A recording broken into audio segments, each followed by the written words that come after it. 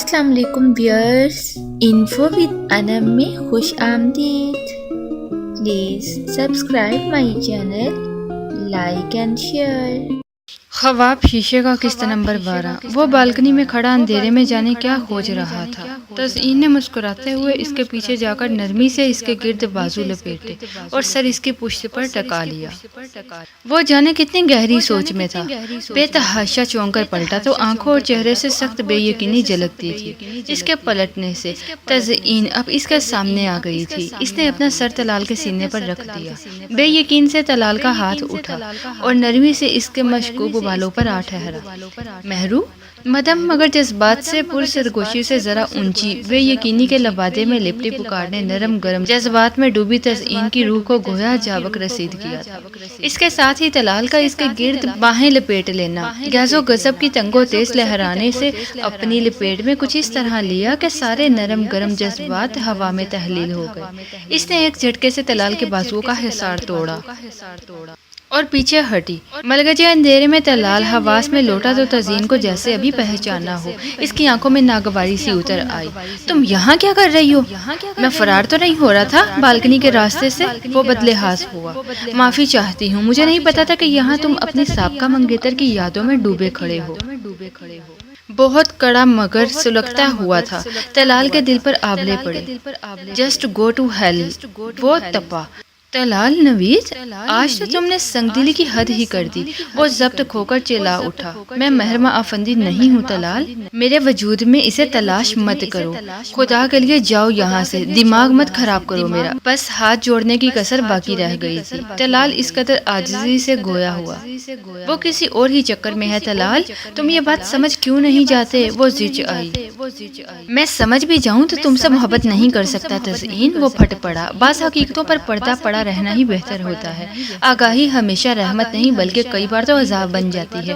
تزئین نے بے اختیار سوچا، مگر اس نے یہ ایک بار بھی نہیں سوچا کہ جو دوسروں کے پیروں تلے سے زمین کھینچتے ہیں بعض اوقات خود ان کو کہیں پاؤں رکھنے کی جگہ نہیں ملا کرتی۔ تزئین کی رگ رگ میں شرارے دوڑ اٹھے۔ میں سمجھ بھی جاؤں تو تم سے محبت نہیں کر سکتا، وہ پھٹ پڑا۔ بعض حقیقتوں پر پردہ پڑا رہنا ہی بہتر ہوتا ہے۔ آگاہی ہمیشہ رحمت نہیں بلکہ کئی بار تو عذاب بن جاتی ہے۔ تزئین نے بے اختیار سوچا، مگر اس نے یہ ایک بار بھی نہیں سوچا کہ جو دوسروں کے پیروں تلے سے زمین کھینچتے ہیں بعض اوقات خود ان کو کہیں پاؤں رکھنے کی جگہ ہی نہیں ملتی۔ تزئین کی رگ رگ میں شرارے دوڑ اٹھے۔ ہاں، تم بس ناکام عاشقوں کی طرح اس محبوبہ کی محبت کا دم بھرتے رہنا جو کسی اور کے عشق میں گرفتار ہے ان دنوں، پھنکار کر کہتی۔ زہر اگلنے سے وہ ابھی بھی باز نہیں آئی تھی۔ دروازہ کھول کر دڑام سے مارتی وہ کمرے میں چلی گئی۔ سر میں شدید قسم کی ٹیس اٹھتی محسوس کرتا طلال نوید اپنی اس جلد بازی پر شدت سے پچھتایا جو اس نے تزئین سے شادی کر کے کی تھی۔ بعض پچھتاوے انسان خود اپنی من مرضی سے مول بلکہ مفت لیا کرتا ہے۔ تزئین افندی بھی اس کے لیے ایک ایسا ہی پچھتاوا تھی۔ خیر، معاف تو میں تمہیں بھی کسی صورت نہیں کروں گا مہرمہ افندی، تم نے میری محبت کا ہی روپ دیکھا ہے آج تک، دیکھنا کیسے ذلیل کروں گا تمہیں بھی جیسے تم نے مجھے کیا میری فیملی کے سامنے۔ اس نے روز کی طرح خود سے ایک اور عہد باندھا۔ موبائل کی مسلسل ہونے والی وائبریشن نے مہرمہ کو گہری نیند سے بیدار کیا تھا۔ چند لمحوں تک اسے سمجھ ہی نہیں آئی کہ کون سی چیز اس کی نیند کے کھلنے کی وجہ بنی ہے، مگر پھر تکیے کے پاس تھر تھراتے موبائل کو دیکھ کر اس نے بلا ارادہ ہی موبائل اٹھا لیا۔ اوپر جگمگاتا نمیر افندی کا نام۔ مہرمہ کا حلق کڑوا ہو گیا، مگر ساتھ ہی یاد آیا کہ وہ کل اس کے ساتھ کیا سلوک کر چکی تھی تو دل گہرائی میں ڈوب کر ابھرا۔ وہ سوئی ہوئی ملاحہ پر ایک نظر ڈالتی فوراً بستر سے اتری اور کمرے سے باہر نکل آئی۔ رات کے 2 بجے تمام گھر سکوت پر ڈوبا ہوا تھا۔ ہیلو، اس نے آہستہ آواز سے کہا۔ بڑی دیر کی مہرمہ، آتے آتے وہ جیسے گنگنایا تھا۔ مہرمہ متحیر رہ گئی۔ اس کا یہی خیال تھا کہ وہ کال ٹینڈ ہوتے ہی اس پر برسنا اور اسے دمکانا شروع کر دے گا، مگر یہاں تو سین ہی کچھ اور تھا۔ ایک تھپڑ کھا کر شاید تمہارا دماغ سیٹ نہیں ہوا نمیر افندی، وہ سلگی۔ جواباً وہ آہستہ سے ہنسا۔ ہم گالیاں کھا کر بے مزہ نہ ہونے والوں میں سے ہیں مسز مس نمیر آفندی، محرمہ کے تو تلووں لگی سر پر جا بجھی۔ دل تو چاہا جتنی گالیاں یاد ہیں وہ اسے دے دے تاکہ اس کا دعویٰ جھوٹا پڑ سکے، مگر اگلے ہی پل اسے احساس ہو گیا کہ وہ اس تھپڑ کے بدلے محرمہ کو اس طرح کی باتوں سے زج کر کے بدلہ لے رہا تھا۔ تو آؤ نا فندی ہاؤس، پھر پتہ چلے تمہیں کتنا مزہ آتا ہے گالیوں کا، تلخی سے کہا۔ ہا ہا ہا، وہ گویا اس دعوت سے محفوظ ہوا۔ وہ کیا کہتے ہیں، چشم ماہ روشن دل ماشاء، تم بلاؤ ہم نہ آئے، ایسے تو حالات نہیں۔ وہ جس ذومعنی انداز میں بات کر رہا تھا وہ محرمہ کا خون تپانے کے لیے کافی تھا۔ بکواس مت کرو اور ختم کرو اس کھیل کو نمیر، تمہیں اپنا اور اپنی ماں کا بدلہ آغا جان سے لینا ہے نا؟ گو آن، مگر مجھے ڈیورس پیپر بھجوا دو، بلکہ نکاح نامہ بھیجو مجھے، نسخے نامہ کا مقدمہ کروں گی تم پر۔ وہ جب منہ میں آیا کہے گئی، دوسری طرف وہ کہا لگا کر ہنسا۔ اوہو، اتنا غصہ؟ اس لیے تو نکاح نامے کی کاپی تک نہیں تمہارے حوالے کی مسز۔ اتنی مشکلوں اور پلاننگ سے کیے جانے والے نکاح کو توڑ کر کتنا گناہ ملتا تمہیں۔ اس کا لہجہ مسکراتا ہوا تھا۔ محرمہ کو رونا آنے لگا، کس طرح وہ اس شخص سے اپنی جان چھڑوا سکتی تھی۔ خدا کے لیے نمیر، تمہیں تمہاری ماں کا واسطہ، جن کے اپنے دل دکھے ہوں وہ دوسروں کا دل نہیں دکھایا کرتے۔ تمہیں ذرا سا بھی احساس نہیں کہ آج تم بھی اسی جگہ پر آن کھڑے ہو جس جگہ کل افندی ہاؤس والے کھڑے تھے؟ جس بات یاد سے پر لہجے میں وہ بولی تو وہ اپنی بے بسی کے خیال سے آنکھیں نم ہونے لگی۔ یو نو محرمہ، مجھے اس طرح کی باتیں قطعی جذباتی نہیں کر سکتی، بلکہ مجھے تسکین ملتی ہے میرے زخموں پر جیسے کوئی۔ وہ صفاقی سے کہہ رہا تھا۔ اب ایسے بندے کے آگے وہ کیا فریاد کر دی، ایک دم سے رو دی۔ اللہ تو دیکھ رہا ہے نا جو تم میرے ساتھ کر رہے ہو، میں نے تو تمہارے ساتھ کچھ برا نہیں کیا، میں نے بھی کسی کے ساتھ برا نہیں کیا تھا۔ وہ تحمل سے بولا، تم یہاں آؤ نمیر، میں خود تمہیں تمہارا حق دلواؤں گی، آغا جان سے بات کروں گی۔ اس کی آفر پر وہ بے اختیار ہنسا۔ پوتی ہی اتنی ہلاکو خان ہے، آغا جان تو مجھے الٹا لٹکا دے تو بھی ان کا دل نہیں بھرے گا۔ نمیر پلیز، زندگی مذاق نہیں ہوتی، کسی دوسرے کی ہو پھر تو بالکل بھی نہیں، وہ ملتجانیہ انداز میں بولی تو اس نے پرسکون انداز میں جواب دیا۔ اتنی منتیں کرو کہ اتنا ہی میرے دل کو سکون ملے گا محرمہ، کیری آن۔ اس قطر صفاقی، محرمہ کے آنسو ٹھٹر گئے۔ جسٹ گو ٹو ہیل، محرمہ نے موبائل بند کر دیا، پھر ضبط کھو کر صوفے پر گر کر رونے لگی۔ محرمہ نے وہ موبائل نمبر آغا جان کو دے دیا جس سے نمیر اسے 2-3 بار کال کر چکا تھا۔ انہوں نے فوراً موہت کو بلوایا تو وہ کراہ کر رہ گئی۔ آغا جان، اس طرح کے کام تو پہلے کبیر کیا کرتا تھا، وہ موہت کے آنے سے پہلے قدرے بے آرامی سے کہتی انہیں یاد دلا رہی تھی۔ ہاں، مگر تب موہت نہیں تھا یہاں مہرو، تمہیں کیا مسئلہ ہے؟ وہ ابھی بھی تائی جان کی زبانی موہت کے بزنس کے حوالے سے ابو اور چچا جان کے ساتھ چپکلش سن کر آئی تو جی ہی نہ چاہا کہ یہ مسئلہ لے کر موہت کے پاس جائے، مگر جب موہت خود ہی مسئلے کے پاس آ جائے تو وہ کیا کر سکتی تھی ماں سوائے گہری سانس بھرنے کے۔ مجھے کیا مسئلہ ہونا ہے آغا جان، آپ جو مناسب سمجھیں۔ اس نے دل ہی دل میں ان سے خفا ہوتے ہوئے سینے پر بازو لپیٹ لیے، منہ بھی پھیلایا، مگر آغا جان پوتیوں کے تاثرات کو اہمیت دینے کے قائل نہ تھے۔ موہت اسٹڈی میں داخل ہوا تو آغا جان کو سلام کرتے ہوئے محرمہ کو وہاں پا کر بھویں اچکا کر رہ گیا۔ یہ نمبر ہے اس خبیث انسان کا موہت جو ہمارے گھر کی تباہی کا باعث بن رہا ہے، پتہ لگاؤ کہ یہ سم کس کے نام پر ہے۔ انہوں نے چیٹ موہت کے ہاتھ میں دی جس پر محرمہ نے ایک موبائل نمبر کے ساتھ نمیر آفندی کا نام لکھا تھا۔ اس نے سر ہلایا، میں پتہ کرتا ہوں، بہت سخت سزا دوں گا میں اسے۔ اس نے آفندی ہاؤس میں نقب لگانے کی جرت کی ہے، آغا جان نے نفرت سے لہجے میں کہا تو وہ بے ساختہ بولا۔ ہر کوئی اپنی جگہ یہی سوچ کر بدلہ لیتا ہے کہ فلاں نے اتنا برا کیا، میں اس کے ساتھ اس سے بھی برا کروں گا۔ کیا مطلب؟ وہ چونکے۔ موہت اٹھ کھڑا ہوا۔ کچھ نہیں، یوں ہی کہہ رہا تھا، میں کل پتہ کرتا ہوں اس نمبر کی ڈیٹیل۔ اس نے بات بدل دی۔ آغا جان مطمئن سے ہو گئے۔ محرمہ عجلت میں اس کے پیچھے ہی اسٹڈی روم سے باہر نکلی۔ سنو موہت، وہ رکا اور اس کی طرف مڑ گیا، تم سے ایک ضروری بات کرنی ہے۔ رو پروپر چینل ہی کر لیتی، ہاتھ میں تھامی چیٹ لہرا کر وہ تنزیہ بولا تو وہ تبھی، لڑکیوں والے تانے نہ دیا کرو، بات سننی ہے تو ٹھیک، ورنہ۔ وہ رک گئی کہ ورنہ سے آگے کوئی دھمکی ذہن میں ہی نہ آئی تھی۔ بولو، اور نیند آ رہی ہے مجھے، ذرا جلدی بات ختم کرنا۔ وہ عجیب روڈ سا ہو رہا تھا، کوئی اور وقت ہوتا تو محرمہ اس پر 2 حرف بھیجتی، مگر ابھی تو گدھے کو باپ بنانے والا معاملہ تھا۔ کل مجھے نمیر دکھائی دیا تھا مارکیٹ میں نے اسے روکنے اور بات کرنے کی کوشش کی تھی، مگر وہ بات کرنے کو تیار ہی نہ تھا، مجبوراً مجھے اس کو تھپڑ مارنا پڑا۔ وہ ہائف سی تھی۔ جی ہاں، کل گھر آتے ہی اس واقعے کی خبر مل گئی تھی۔ وہ سنجیدگی سے اسے دیکھ رہا تھا۔ سمرا چچی کہہ رہی تھی کہ میں نے غلط کیا ہے، وہ اس کی سنجیدگی سے ہائی فو کر بولی، بڑے بازار میں اس طرح کی حرکت کرنے سے پہلے تمہیں 10 بار سوچنا چاہیے تھا۔ اگر وہ جوابی تھپڑ رسید کر دیتا تو کیا عزت رہ جاتی۔ تم صحیح کہہ رہے ہو، میں نے بھی بعد میں یہی سوچا تھا، لیکن اس وقت میرے دل و دماغ پر غصہ ہی اس قدر شدید تھا کہ خود بخود ہی ہو گیا یہ سب۔ وہ مضطرب تھی۔ تو اب کیا مجھے اس تھپڑ کی اس سے معذرت کرنی ہے؟ موہت نے تحمل سے پوچھا تو وہ برا مان کر بولی، تمہیں تو ویسے ہی بتا رہی ہوں، ہو سکتا ہے اس نمبر پر اس سے تمہارا رابطہ ہو جائے، تو تمہیں مکمل حالات کا پتہ ہونا چاہیے نا۔ اوکے۔ وہ ایڑیوں پر گم گیا۔ روٹ۔ اپنے پیچھے ابھرتی بڑبڑاہٹ اس نے بہت اچھی طرح سنی تھی، مگر نظر انداز کرتا اپنے کمرے کی طرف بڑھ گیا۔ اگلے ہی روز کھانے کی میز پر اس نے ساری ڈیٹیل آغا جان کے سامنے رکھ دی۔ یہ سم اس نام پر نکلوائی گئی تھی، بعد میں اس کا نمبر تبدیل کروا لیا اس نے، جو کہ اب بند ہو چکا ہے۔ اس نے ایک چیٹ آغا جان کے سامنے رکھی تو انہوں نے تحیر سے پہلے اس چیٹ پر لکھے نام کو اور پھر محرمہ کو دیکھا۔ وہ انہی کی طرف دیکھ رہی تھی۔ ان کی نظروں پر نروس سی ہو گئی۔ یہ سم تمہارے نام پر ہے، آغا جان نہ سمجھانے والے انداز میں کہا، تو محرمہ کے دماغ میں بجلی سی گوندی۔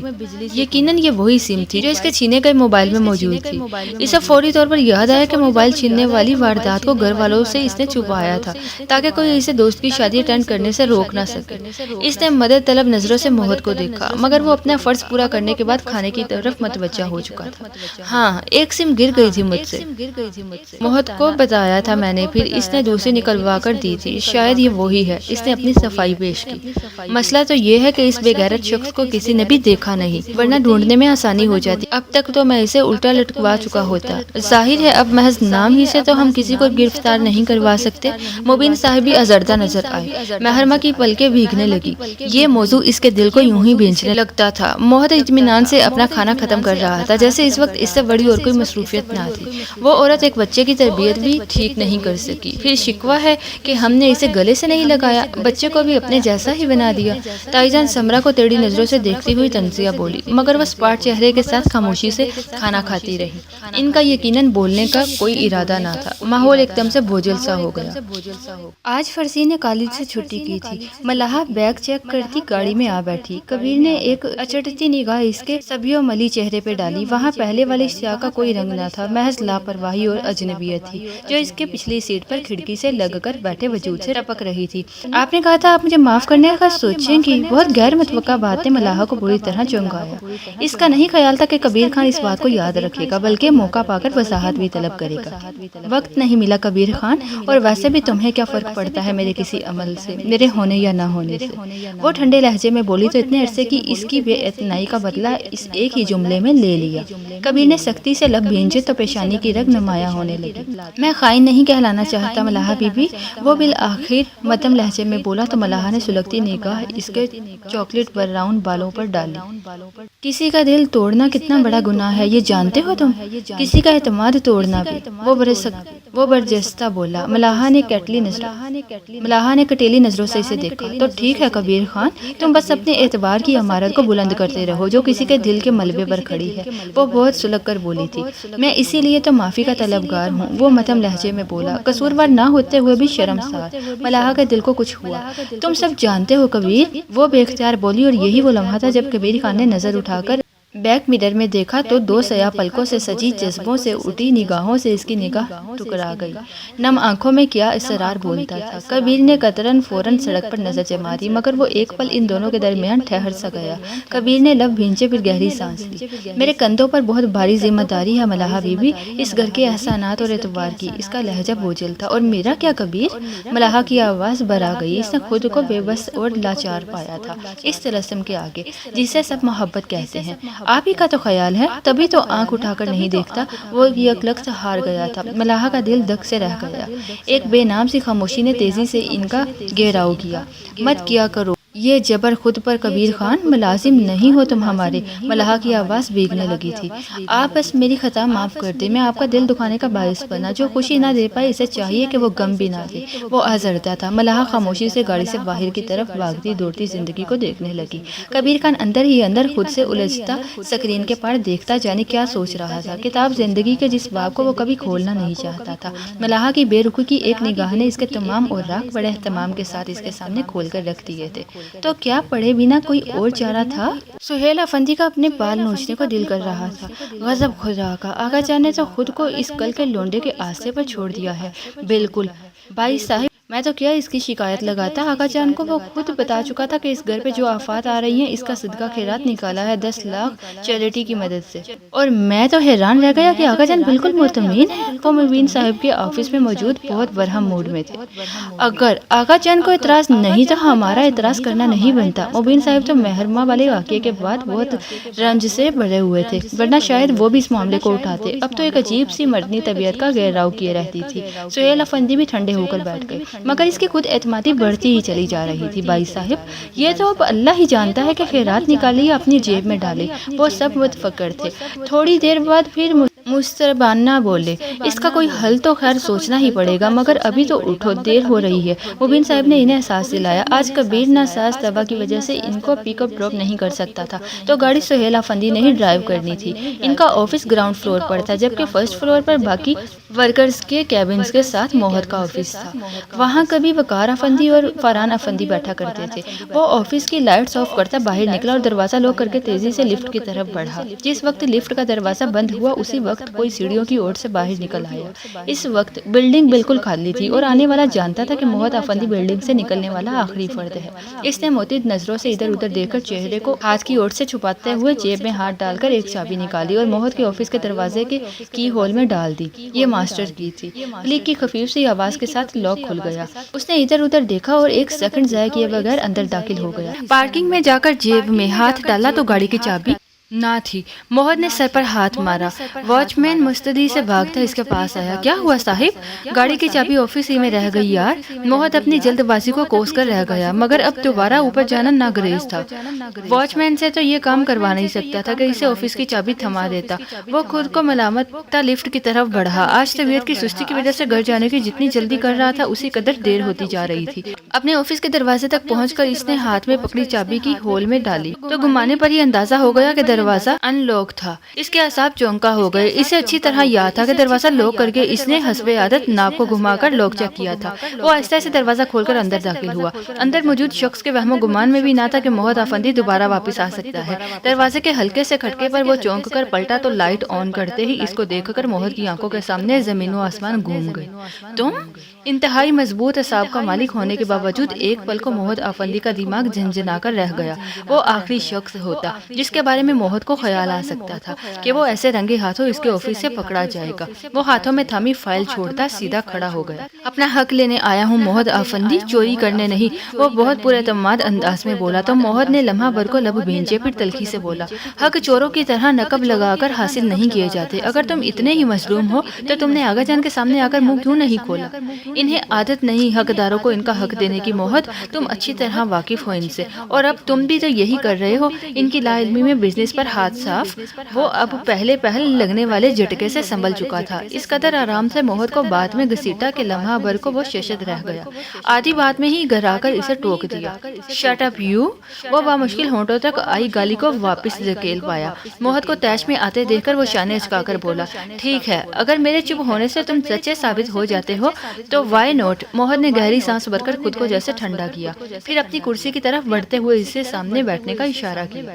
میں کوئی بھی انتہائی قدم اٹھانے سے پہلے تمہاری بات سننا چاہوں گا، اور مجھے امید ہے کہ تمہیں بھی جیل جانے کی کوئی خاص شوق نہیں ہوگا، تو ہر بات سچ ہونی چاہیے، بالکل سچ۔ موہت انتہائی سنجیدگی سے بولا تو اس نے گہری سانس بھرتے خود کو کرسی پر گرا لیا۔ یہ وہ گھڑی تھی جس کے بارے میں اس نے وہم بھی نہ کیا تھا۔ وہ کافی دیر سے گھر پہنچا تو نکلنے سے پہلے سمرا کو کال کر کے کھانے پر انتظار نہ کرنے کا کہہ دیا، مگر لاؤنج میں ٹی وی کے سامنے مہرما کو برا جمان پا کر وہ ٹھٹک گیا۔ اس وقت تک آغا جان کے آرڈر کے مطابق سب اپنے کمروں میں ہوتے تھے۔ جس نے رات گئے ٹی وی دیکھنا ہوتا وہ اپنے کمروں میں ہی دیکھ لیتے، مگر مہرما کا یہاں پایا جانا کسی خاص مقصد کی نشانی کر رہا تھا۔ اوپر سے موہت کو دیکھتے ہی ٹی وی آف کر دینا موہت کے خیال کی تصدیق کرنے لگا۔ وہ سلام کرتا سیدھا نکلنے لگا تھا جب وہ باوجہ ٹی وی بند کر کے اٹھ گئی۔ ایکسکیوز می مسٹر، جب کوئی غیر متوقع طور پر آپ کو انتظار کرتا ملے تو اس سے وجہ پوچھ لینی چاہیے، وہ طنزیہ انداز میں بولی۔ موہت اس کی طرف گھوم گیا، بالوں کو کیچر میں جکڑ کر باقی کھلے بالوں کو شانے پر آگے آگے کی طرف ڈالے، دونوں بازو سینے پر لپیٹے وہ یقیناً طنز ہی کر رہی تھی۔ ایکچولی میں نے اپنے آپ کو کبھی اتنے خوش نصیبوں میں شمار نہیں کیا کہ ایسی غیر متوقع عزت افزائی کے بارے میں سوچ سکوں۔ وہ بڑے سکون سے اس کے طنز کا جواب دے رہا تھا۔ اسے گھور کر محرمہ سیدھے سباؤ اپنے مطلب پر آئی۔ تمہیں کل شرم نہیں آئی آغا جان کے سامنے میرا نام لیتے کہ نمیر کے پاس جو سم ہے وہ میرے نام کی ہے؟ ایکسکیوز می، وہ زور دے کر بولا۔ اس بات پر شرمانا تمہارا فرض بنتا تھا یا میرا؟ وہ تیوری پر بل چڑھا کر پوچھنے لگا تو محرمہ کا دل چاہا نمیر جیسا ایک تھپڑ اسے بھی جاڑ دے، مگر کچھ باتیں آپ صرف فرض کر کے ہی خوش ہو سکتے ہیں۔ محرمہ تلملا کر رہ گئی۔ تمہیں اس بات کی اگر بنک پڑ ہی گئی تھی تو بیچ ڈائننگ کے راز فاش کرنے کی کیا ضرورت تھی؟ تمہارے کہنے پر ہی میں نے گھر والوں سے موبائل چھین جانے والی واردات چھپائی ہے۔ اب اگر آقا جان کو پتہ چلتا تو؟ محرمہ نے جھڑجھڑی لی۔ پھر وہ بہت یاست بھرے لہجے میں بولی، بہت بڑی غلطی کی میں نے۔ وہ واقعہ گھر والوں سے چھپا کر موہد وہ نمیر تھا جو اس سارے معاملے کے پیچھے تھا اور نہ جانے کب سے میری حرکات و سکنات پر نظر رکھے ہوئے تھا۔ اس نے پھر سے کال کی تھی مجھے۔ وہ آقا جان سے بدلہ لینے کے لیے کسی بھی حد تک جا سکتا ہے، مگر اب لکیر پٹنے سے کیا حاصل؟ وہ وقت تو گزر چکا۔ موہد نے شانے اچکائے۔ اور اب وہ کال کرے تو ٹنڈ مت کرنا۔ وہ وقت تو گزر چکا، مگر اب مزید اس قصے کو کھول کر آقا جان تک مت پہنچانا۔ اب میں کہہ چکی ہوں ان سے کہ میری وہ سم کھو گئی تھی۔ اس خبیث کا کیا ہے وہ تو پتہ نہیں کس کس نمبر سے کال کر لیتا ہے۔ وہ گویا اسے یہ بات سمجھانے کے لیے یہاں بیٹھی تھی۔ موہد نے سر ہلایا۔ بہت شکریہ محرمہ آفندی، اگر آپ ابھی اتنی عقل میرے دماغ میں نہ ڈالتی تو میں اس وقت بول دیتا آقا جان کو۔ وہ متشکر ہوا تو اس کے انداز میں موجود طنز کو پا کر وہ خفیف سے ہوئی۔ میں آئندہ کی بات کر رہی ہوں۔ جی بالکل سمجھ گیا ہوں میں۔ اب اجازت ہو تو میں جا سکتا ہوں؟ وہ تحمل سے پوچھ رہا تھا۔ محرمہ نے بوقت اس بات میں سر ہلایا تو وہ احتراماً سر کو ہلکا جھکا کر آگے نکل گیا۔ بدتمیز انسان، وہ زیر لب بڑبڑا کر رہ گئی۔ جس بات نے کل سے اس کی نیند اڑا کر رکھی تھی وہ موہد کے لیے مذاق تھی۔ ایسے ہی نیند خراب کی اپنی۔ وہ لائٹ آف کرتی اپنے کمرے کی طرف چل دی۔ اس نے گاڑی ایک بلند سی عمارت کے سامنے روکی تو ہر بار کی طرح اس کا دل ایک شدت آمیز دکھ کی کیفیت میں گھرنے لگا۔ وہ اپنا آئی ڈی کارڈ گیٹ پر کھڑے واچ مین کو دکھاتا اندر داخل ہوا تو آس پاس کا ماحول بہت خاموش اور اداس تھا۔ اس اولڈ ہاؤس میں خوشیوں کی منتظر زندگی جیسے ٹھہر سی گئی تھی۔ تورویہ لون کے درمیان تھریلا فٹ پاتھ تھا۔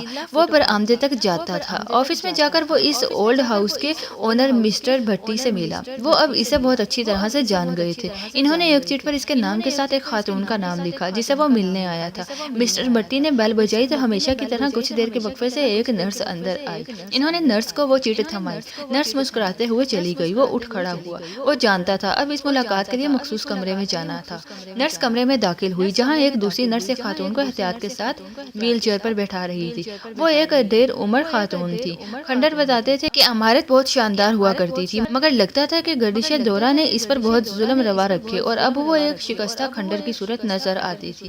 وہ نرس جا کر ان کے پاس جھکی اور اپنے مخصوص شگفتہ انداز میں بولی، آنٹی جی آپ کی ملاقات آئی ہے۔ خاتون نے ہمیشہ کی طرح بے تاثر انداز میں نرس کو دیکھا۔ آپ کا بیٹا ہے نمیر آفندی؟ وہ مسکرا کر ہاتھ میں پکڑی چٹ پر سے نام پڑھ کر بولی، مگر زرنگار کی آنکھوں میں شناسائی کی کوئی رمق نہ جاگی تھی۔ اچھا ہو سکتا ہے میں تو نہیں جانتی۔ وہ ہر بار کی طرح سادگی سے بولی تو نرس ان کی ویل چیئر پکڑ کر دروازے کی طرف دھکیلنے لگی۔ آپ اسے دیکھ کر پہچان لیں گی نا؟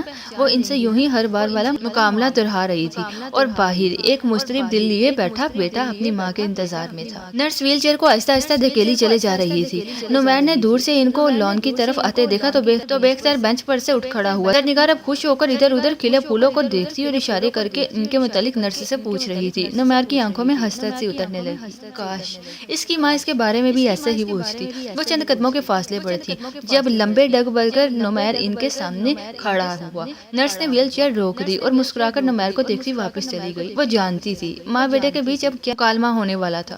زرنگار نے چہرہ اٹھا کر قدرے خفگی سے نمیر کو دیکھا۔ تم کون ہو اور کیوں میری سیر کا راستہ روکا؟ وہ ان کی چیئر کے دونوں بازوؤں پر ہاتھ جمائے پنجوں کے بل ان کے سامنے بیٹھ گیا۔ آپ پھر مجھے بھول گئی؟ آپ نے کہا تھا اگلی بار آپ مجھے یاد رکھیں گی۔ تم کیا سبق ہو میرا جسے یاد کرنا بہت ضروری تھا؟ وہ چڑھ کر بولی۔ بالکل صحیح کہا آپ نے، بچے ماؤں کے لیے سبق ہی تو ہوا کرتے ہیں جنہیں وہ سرتاپا حفظ کر لیتے ہیں کبھی نہ بھولنے کے لیے۔ وہ ان کے اندر پر بے اختیار مسکرا دیا، مگر وہ ابھی نمیر کی اس بدتمیزی سے ناراض تھی جس کا ارتکاب اس نے ان کا راستہ روک کر دیا تھا۔ میں نمیر ہوں امی، نمیر وقار آفندی آپ کا بیٹا۔ نمیر نے بڑے یقین سے اپنا تعارف کروایا تو انہوں نے ہر بار کی طرح خالی نظروں سے اسے دیکھا۔ لیکن میرا تو کوئی بیٹا نہیں۔ ان کی نگاہوں میں بے یقینی اتر آئی اور ہمیشہ ایسے موقع پر نمیر کا دل بوجھل ہو جاتا تھا۔ آپ یاد ہی نہیں رکھتی ورنہ اتنے ہینڈسم بیٹے کو بھولتا ہے کوئی؟ وہ خود کو سنبھالتے ہوئے ذرا سی ناراضگی سے بولا تو انہوں نے تنقیدی نظروں سے اسے دیکھا، لیکن ان نظروں میں فقط تنقید ہی تھی۔ پچھلے 14 سالوں سے وہ ان آنکھوں میں اپنے لیے شناسائی کی ایک جھلک کے لیے ترس گیا تھا، مگر ان میں پہچان کی رمق اتری ہی نہ تھی۔ وہ سرد آہ بڑھتے ہوئے ان کی ویل چیئر کو تھام کر آہستہ آہستہ دھکیلنے لگا۔ اب اسے ہمیشہ کی طرح انہیں پرانی باتیں یاد دلانے کی کوشش کرنا تھی، وہ باتیں جن پر گرجا زرنگار کے لیے کم ہی کم تھے، لیکن اسے وہ سب یاد کروانا بہت ضروری تھا۔ ہر ملاقات میں زرنگار یہ کہانی سنتی، اس پر جذباتی عورتوں کی طرح رائے دیتی، کبھی آنسو بھی بہا لیتی اور نمیر سے وعدہ کرتی کہ اگلی ملاقات میں وہ اسے نہیں بھولیں گی، مگر اگلی ملاقات پھر سے یہی شروع ہو جاتی۔ یہ سب جانتے ہوئے نمیر انہیں سب کچھ بتا رہا تھا۔ ان کے ذہن کو جگائے رکھنے کے لیے یہ مینٹل تھراپی بہت ضروری تھی اور وہ روزانہ 1 گھنٹے کے لیے ان کے پاس لازمی آتا تھا۔ 1 گھنٹہ ان کے ساتھ گزار کر سے نرس کو بلوایا۔ زرنگار اپنے لا تعلقی سے لون میں چلتے پھرتے لوگوں کو دیکھ رہی تھی جن کی واقع یا گھر والوں سے ملاقات کا وقت ہو چکا تھا۔ وہ ان کے سامنے زمین پر پنجوں کے بل بیٹھا تو وہ چونک کر اسے دیکھنے لگی۔ میں جا رہا ہوں، پیار نہیں کریں گی بیٹے کو؟ وہ انگشت شہادت سے اپنی پیشانی کی طرف اشارہ کرتے ہوئے انہیں کچھ یاد دلا رہا تھا، مگر وہ یوں ہی اسے دیکھتی رہی۔ تب ایک گہرے دکھ میں گھرتے ہوئے نمیر نے ان کا ہاتھ تھام کر اپنے سر پر رکھا۔ نرس ان کے پاس پہنچ چکی تھی، وہ اٹھ کھڑا ہوا۔ نرس ویل چیئر کو دھکیلتی لمحہ بہ لمحہ اس سے دور ہوتی جا رہی تھی۔ وہ نمیر کی آنکھوں کی سرد مہری تھی کہ بڑھتی ہی چلی جا رہی۔ مہرو کو بلاؤ ذرا۔ تائی جان ابھی آغا جان کی بات سن کر آ رہی تھی۔ ملاحہ کو کہا تو وہ ان کا چہرہ دیکھ کر گویا اندازہ لگانے لگی کہ کیا بات ہوئی ہوگی۔ آپ ہی تو شاید کچن میں ہے، خیریت تو ہے نا؟ اس نے تشویش سے پوچھا تو وہ جھلا گئی۔ کبھی تم بھی غلطی سے کچن میں جھانک لیا کرو۔ جھانکا تھا تبھی تو پتا چلا کہ آپ ہی جان کچن میں ہے۔ وہ بڑبڑاتے ہوئے اٹھ کر جوتوں میں پاؤں پھنسانے لگی۔ تائی جان اسی بیزاری سی حالت میں اس کے بستر پر نیمدار ہو گئی۔ خود کچن میں کام سنبھال کر ملاحہ نے مہرو کو ان کی بات سننے کے لیے بھیجا۔ جی امی۔ وہ ان کے سامنے ٹک گئی۔ انہوں نے تکیہ اونچا کر کے ٹیک لگاتے ہوئے اس کی طرف دیکھا۔ وہ پہلے سے مرجھائی ہوئی نظر آنے لگی۔ آگے کی زندگی کے بارے میں کیا سوچا ہے تم نے؟ انہوں نے پوچھا تو مہرما کے دل پر بوجھ سا آ گرا۔ پہلے کون سا زندگی بنائے ہوئے منصوبہ کے مطابق گزر رہی ہے؟ وہ سخت دلی سے بولی۔ پہلے نہیں، مگر اب تو گزار سکتی ہو نا؟ انہوں نے اسے حوصلہ دیا۔ تمہارے آقا جان نے کہا کہ تمہارے لیے رشتہ دیکھ کر ان کو بتاؤں۔ ان کی بات سن کر مہرو کو کرنٹ سا لگا۔ اس نے بے یقینی سے ان کی طرف دیکھا، سارا معاملہ جانتے ہوئے بھی۔ نکاح پر نکاح کروائیں گے وہ میرا؟ کون سا نکاح؟ کہاں ہے نکاح نامہ؟ بس کرو اب یہ سب مہرو، وہ خبیث انسان تمہیں ایسے ہی لٹکائے رکھے گا ساری عمر، نہ ادھر کی رہو گی نہ ادھر کی۔ انہوں نے غصے سے کہا۔ میرے پاس نکاح نامہ نہ صحیح، اس کے پاس تو ہے نا، اور میں جانتی ہوں کہ یہ نکاح ہوا تھا۔ وہ جذباتی ہوئی تو آنکھیں بھر آئیں۔ تم فکر مت کرو، سیکھ نکاح کا کیس کرتے ہیں ہم، پھر تم آزاد ہوگی۔ انہوں نے جانے اسے تسلی دی یا خود کو؟ میرے پاس اس نکاح کا کوئی ثبوت نہیں ہے، کوئی گواہ نہیں ہے، بنا ثبوت محض کسی شخص کا نام بتا کر ہم تصدیق نکاح کو کیس فائل نہیں کر سکتے۔ وہ ناراضی سے بولی۔ تائی جان کنفیوز ہونے لگی۔ نام تو پتا ہے نا اس کا؟ امی خدا کے لیے تنسیق نکاح ہو بھی جائے، اب جہاں میرا رشتہ کریں گی وہاں اس نکاح اور طلاق کی کہانی سنائیں گی کیا؟ وہ ضد چاہ کر بولی تو انہوں نے تادیبی انداز میں کہا، دماغ تو خراب نہیں ہے ہمارا، کون اس بے سروپا کہانی پر یقین کرے گا؟ بس چپ کر کے عزت کے ساتھ تمہیں رخصت کر دیں گے۔ وہ جیسے ہاتھ جھاڑ کر بولی تو وہ پھٹ پڑی۔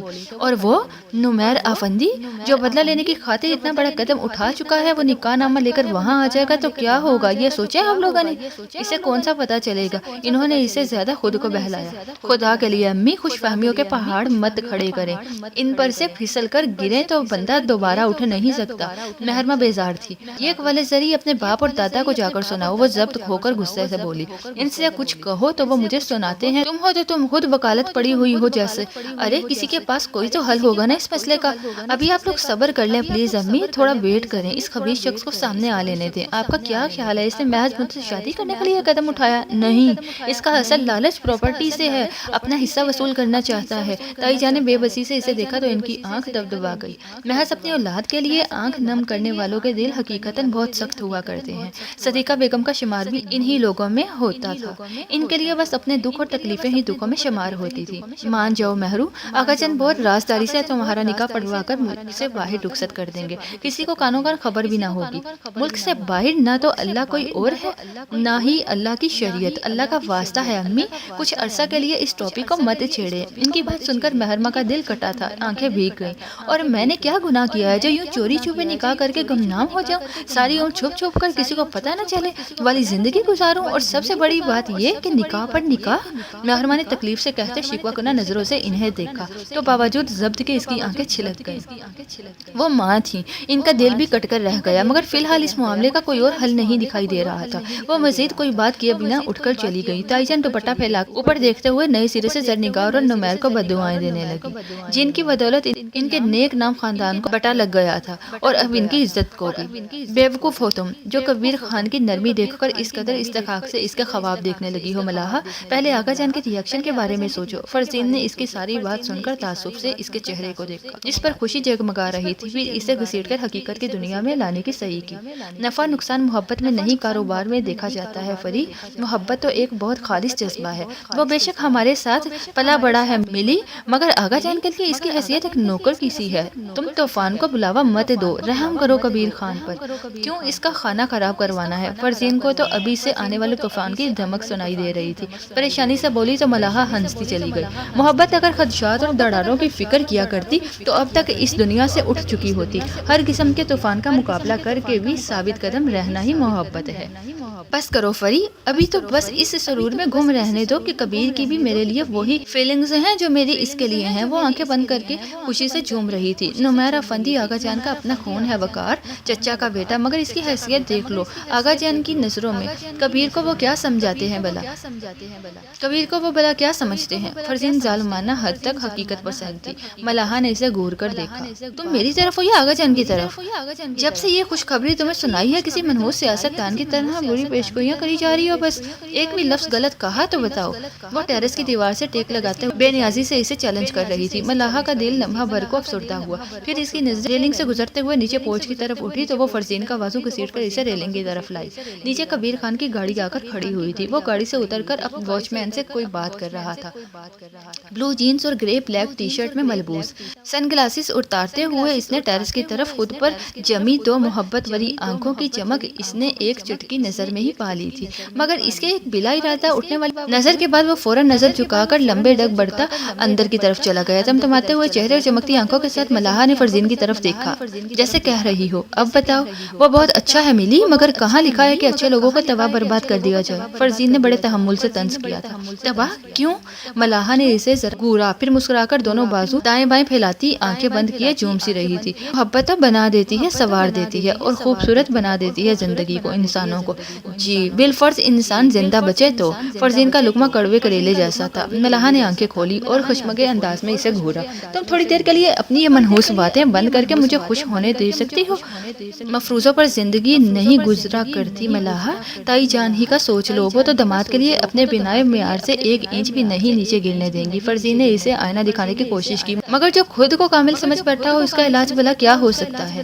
اللہ کے کرنے سے سب ہو جاتا ہے فری، بندوں کے چاہنے سے نہیں۔ میں تو بس اللہ سے مانگ رہی ہوں کہ کبیر کو وہی دے گا مجھے۔ وہ اس قدر تکلیف سے بولی کہ فرزین کا مزید کچھ کہنے کو کھلا منہ بند ہو گیا، مگر اس نے ملاحہ کے جگمگاتے چہرے کو دیکھ کر اس کی خوشیوں کے دائمی ہونے کی دعا ضرور کی۔ رات کے کھانے کے بعد آغا جان نے مہرمہ کو اپنے کمرے میں بلوا لیا۔ میں نے آپ کو بتا تو دیا تھا اپنا جواب، پھر کیوں بلا رہے ہیں آپ؟ وہ نروس ہو کر تائی جان سے ناراضگی سے کہہ رہی تھی۔ مجھے تو کہہ لیا، اصل کام ہے آغا جان کو سمجھانا، وہ تو بس کسی کے ساتھ بھی دو بول پڑھا کر تمہیں رخصت کرنے کو ہیں۔ اب جاؤ اور وہ عقل مندہ باتیں انہی کے ساتھ جا کے کرو۔ وہ تن سے بولی۔ ماں تھی، ان کا یہی دل تھا کہ کسی نہ کسی طرح مہرمہ اپنے گھر کی اسی طرح ہو جائے کہ نمیر کو پتہ ہی نہ چلے۔ اگر مہرمہ ذرا سی بھی اپنے رویے میں لچک لاتی تو اب تک یہ کام ہو چکا ہوتا۔ اب بات آغا جان تک پہنچ گئی تھی اور مہرمہ کے خیالات بھی۔ وہ لرزتے دل کے ساتھ اسٹڈی میں داخل ہوئی۔ آغا جان چائے کا کپ سامنے رکھ کر کسی کتاب کی ورق گردانی میں مصروف تھے۔ اسے دیکھ کر فوراً کتاب بند کر کے سائڈ پر رکھ دی تو مہرمہ کو اندازہ ہو گیا کہ وہ لمبی بات کرنے کے موڈ میں ہے، ورنہ اگر مختصر بات کرنی ہوتی تو وہ محض کتاب میں انگلی رکھ کر بند کر لیتے اور بات ختم کرتے ہی وہیں سے کتاب کھل جاتی۔ انہوں نے مہرمہ کو سامنے کاؤچ پر بیٹھنے کا اشارہ کیا۔ وہ دھڑکتا دل لیے بیٹھ گئی، سر جھکائے دونوں ہاتھوں کی انگلیاں ایک دوسرے پر پیوست کیے، گناہ گار نہ ہوتے ہوئے بھی گناہ گاروں کی طرح۔ وہ کھنکارے گویا بات شروع ہوا چاہتی تھی۔ پتہ چلا ہے مجھے تمہاری ماں سے تمہارے خیالات کا، مگر کیا زندگی اس طرح گزاری جا سکتی ہے؟ زندگی اس طرح بھی نہیں گزر سکتی آغا جان، جس طرح امی کہہ رہی تھی۔ کسی کو فریب دے کر رشتہ جوڑ بھی لیا تو نمیر کے سامنے آتے ہی طوفان مچ جائے گا آغا جان۔ کوئی ثبوت نہیں اس نکاح کے ہونے کا۔ مہرو، ان کا لہجہ دھیما تھا۔ مہرمہ کی آنکھ بھر آئی۔ اس کے پاس نکاح نامہ ہے آغا جان، اور اس پر میرے سائن۔ تنسیق نکاح ہو جائے گا تو پھر تمہیں کسی سے ڈرنے کی کیا ضرورت ہے؟ اس نے بدلہ لینے کے لیے اتنا غلط راستہ استعمال کیا آغا جان۔ بالفرض اگر نکاح ختم بھی ہو جائے، کیا وہ چپ بیٹھا رہے گا؟ کل کو اس گھر کی دوسری بیٹی پر آنچ آئے، اس سے بہتر ہے کہ میں قربانی دے دوں آغا جان۔ زندگی تو وہی تھی جو برباد ہو گئی، اب اور کیا ہوگی؟ بہت مدھم لہجے میں گفتگو کرتے آغا جان کو غصہ آیا۔ کیا کرنا چاہتی ہو تم؟ میں چاہتی ہوں کہ وہ ہمارے سامنے آئے، اسے اس کا حق دیا جائے، تب وہ مجھے آزاد کر دے گا آغا جان۔ مہرمہ نے دل مضبوط کر کے کہہ ہی دیا تھا۔ کیا بکواس ہے یہ؟ وہ گرج اٹھے۔ ایک طوائف کا بیٹا ہماری وراثت کا حصہ دار بنے گا؟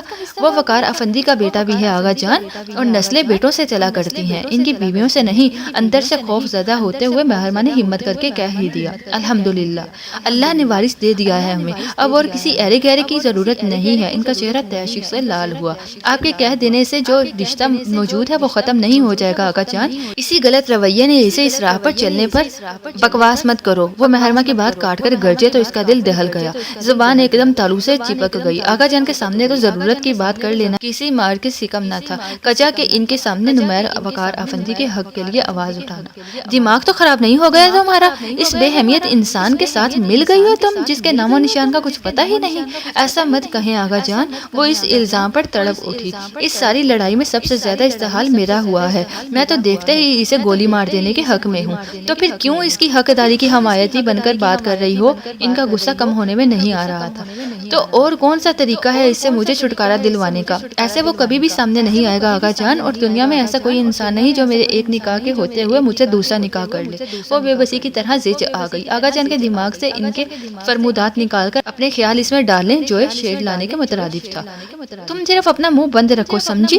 انہوں نے درستی سے اسے جھڑک دیا، پھر مونچھوں کو تاؤ دے کر تنبیہ انداز میں بولے، کچھ باتیں اور فیصلے بڑوں پر چھوڑ دینے میں ہی بھلائی ہوتی ہے۔ دنیا میں کیا نہیں ہوتا، ایک تمہارا دھوکے سے نکاح ہو گیا تو کیا؟ اس کی کوئی اہمیت نہیں سمجھی؟ میں نے دوسرے مسلک کے ایک عالم سے پتہ کروا لیا ہے، زبردستی کے نکاح کی کوئی حیثیت نہیں۔ وہ اسے بچوں کی طرح بہلا رہے تھے۔ مہرمہ کو صدمے نے گھیرا۔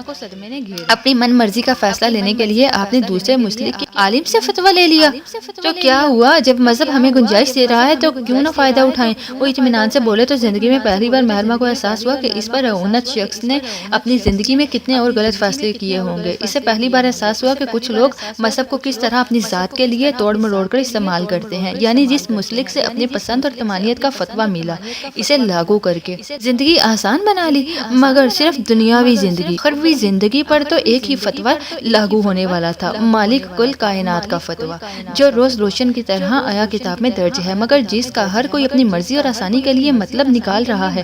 مذہب میں گنجائش نکالنے والوں پر بہت بھاری دن آئے گا بے شک۔ تو کوئی ہے جو سمجھے سوچے؟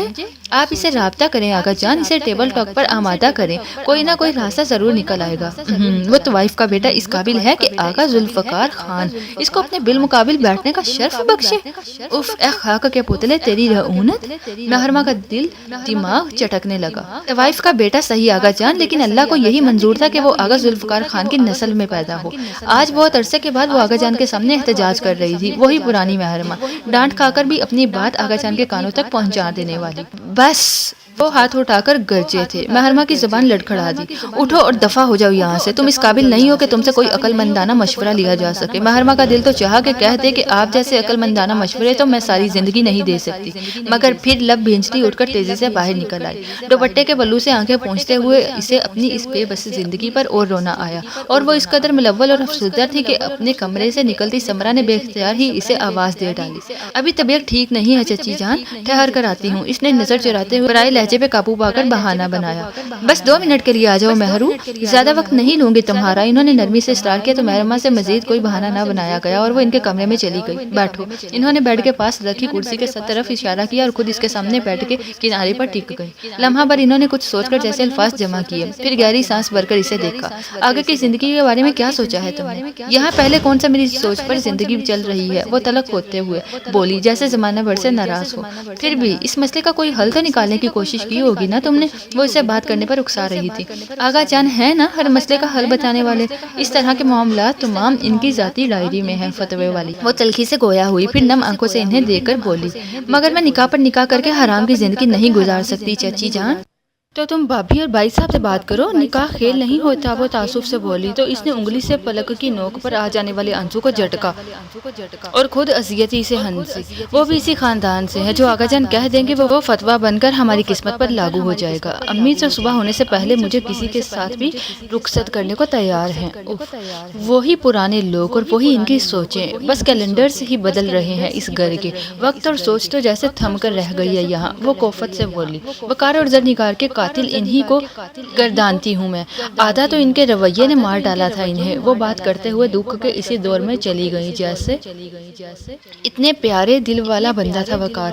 کیا تھا جو اس نے ایک عورت کو عزت کی زندگی دینے کا سوچ لیا؟ یہ فیصلہ تو اللہ کی طرف سے ہوا کہ زرنگار کوٹھے سے نکل کر اس کوٹھی میں چلی آئی۔ وقار افندی تو بس وسیلہ بنا۔ یہاں وسیلوں کی حقیقت کو مانتا ہی کون ہے؟ ہر کسی کا اپنا عقیدہ، اپنا فلسفہ۔ پورے افندی ہاؤس دشمن ہو گیا ہے ان کا۔ اللہ معاف کرے جن حالت میں وقار کی موت ہوئی ہوگی۔ اس کے گھر کی قسمت شریف چیخ چیخ کر بتا رہی تھی، اس کے بیٹے کی آنکھوں کی کبھی نہ پوری ہونے والی حسرتیں۔